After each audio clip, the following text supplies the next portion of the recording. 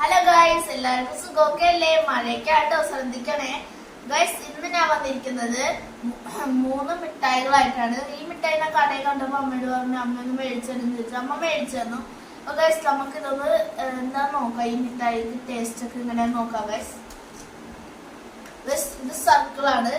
ഇത് സ്കെൽറ്റന്റെ തലയുള്ളതാണ്. കണ്ടോ ഗൈസ്, ഇത് പുറകിൽ ഇങ്ങനെ നിൽക്കുമ്പോ കണ്ണും നാക്കൊക്കെ ഇങ്ങനെ വീണ് വരും. ഇത് സാധാ സൈക്കിള് കണ്ടോ. അപ്പൊ ഗൈസ് നമുക്ക് ബോൾ ആദ്യം തുറന്നു നോക്കാം ഗൈസ്.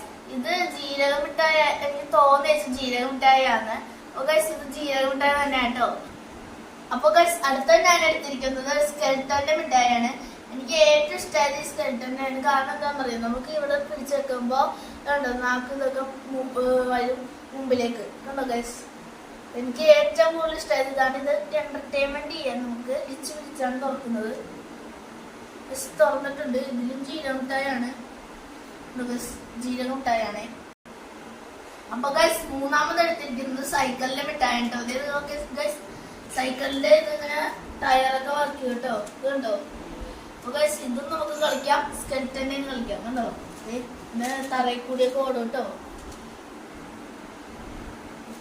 അയ്യോ,